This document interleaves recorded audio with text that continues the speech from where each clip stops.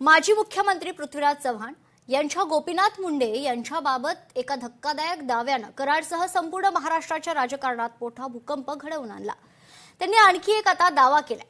कराड दक्षिण विधानसभा मतदारसंघात चक्क दुबार आणि तिबार मतदानाच्या जोरावरच भाजपचे आमदार डॉक्टर अतुल भोसले निवडून आल्याचा खळबळजनक आरोप चव्हाण यांनी आकडेवारीसह केलाय। हजारो संशयास्पद नोंदींचा हा प्रकार नेमका काय आहे आणि यामुळे कराडचं राजकीय वातावरण कसं तापलंय पाहूयात आमचा हा खास रिपोर्ट।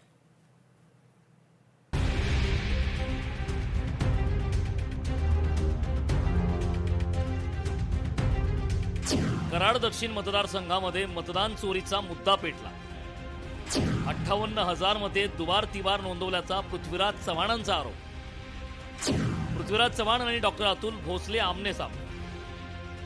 सातारा जिल्ह्यातील महत्त्वाचा मतदारसंघ म्हणून कराड दक्षिण मतदारसंघाची ओळख आहे।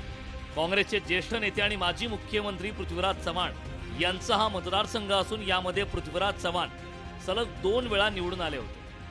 भाजपचे अतुल भोसले यांना त्यांच्या समोर पराभव पत्करावा लागला होता।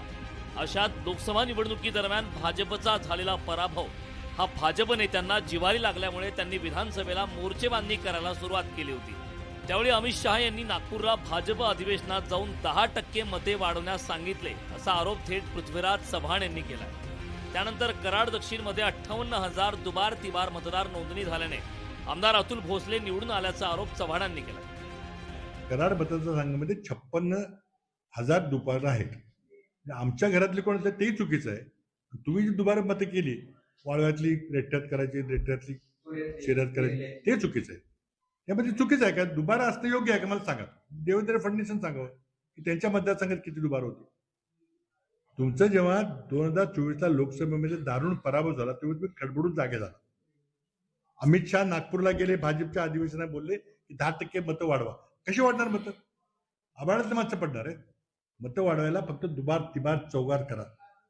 पण जिल्हाधिकारी मी धन्यवाद देतो, तिने मला वाटतं आपण कधी 48,000 नावं कमी केली। पृथ्वीराज चव्हाण यांच्या घरातील लोकांची मते 4 वेळा नोंदवली असून त्यांनी 2दा-3दा मतदान करत पृथ्वीराज चव्हाण यांनीच वोट चोरी केल्याचा आरोप भाजप आमदार अतुल भोसलेंनी केलाय। यामुळे आता काँग्रेस आणि भाजपमध्ये पुन्हा एकदा कराडमध्ये हाय व्होल्टेज मतदान चोरीचा मुद्दा पेटला गेलाय। त्यांनी स्वतःच्या घरातली मतं यांना कमी करता आली नाही। 3 निवडणुका आणि आता हे म्हणतात आहे की दुबार मतदान झालं आणि हे झालं, तर हे सगळं खोटं आहे। निवडणुकीमध्ये निवडून येता आलं नाही म्हणून उगाच मतदान प्रक्रियेवर आक्षेप त्यांनी घेणं हे योग्य नाही, त्यांना हे शोभत नाही। तुम्ही 2दा निवडून आला त्यावेळेला ईव्हीएम वरच निवडून आला। 2019ला निवडून आला त्यावेळेस ईव्हीएम मशीन हॅक झालं नाही का? म्हणजे ज्यावेळेस पराभव झाला त्यावेळेला ईव्हीएम मशीन हॅक झालं, त्यावेळेला बोगस मतदार आले।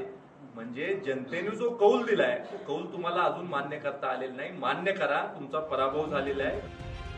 कराड दक्षिणमध्ये सातारा सांगली जिल्ह्यातील शेजारील 5 मतदारसंघातील लोकांची मते दुबार तिबार नोंदवण्याचा आरोप केला गेला आहे। कराड दक्षिण विधानसभा मतदारसंघात शेजारच्या मतदारसंघातील आकडेवारी पृथ्वीराज चव्हाण यांनी समोर आणली।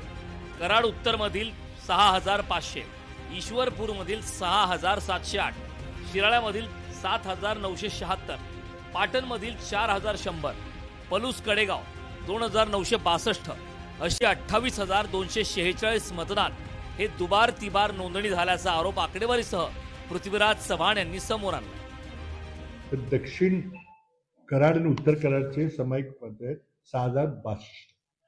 उत्तरमध्ये नाव आहे दक्षिणमध्ये तेच नाव आहे।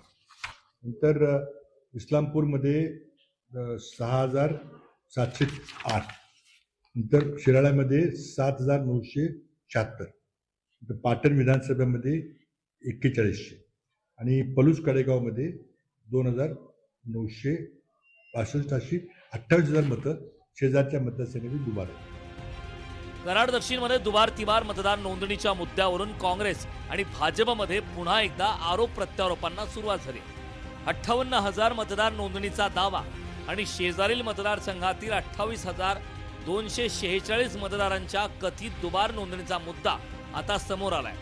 मात्र या मतदार नोंदणीबाबत निवडणूक आयोगाची अधिकृत भूमिका काय आहे आणि प्रत्यक्षात या मतदारांनी दुबार मतदान केलं आहे का याची स्पष्टता होणं महत्त्वाचं ठरणार आहे। त्यामुळे कराड दक्षिणच्या या कथित मतदान चोरीचा मुद्दा आता पुढे कोणतं वळण घेतो हे पाहणं महत्त्वाचं ठरणार आहे। 58,000 पेक्षा जास्त मतदार नोंदणी झाल्याचा दावा त्यांनी केलेला आहे आणि या सगळ्यामुळेच भाजपचे आमदार अतुल भोसले हे निवडून आलेले आहेत। त्यामुळं या कराड परिसरामध्ये आणि जिल्ह्यामध्ये राजकीय वातावरण चांगलंच ढवळून निघालेलं आहे। अशातच आता येणाऱ्या काळात कराडच्या राजकारणाला कोणतं वळण लागणार आहे हे पाहावं तितकंच महत्त्वाचं ठरणार आहे। कॅमेरामॅन संकेत मी शशिकांत सूर्यवंशी, लोकशाही मराठी, कराड, सातारा। लोकशाही मराठी ऐका, पहा, जागरूक रहा।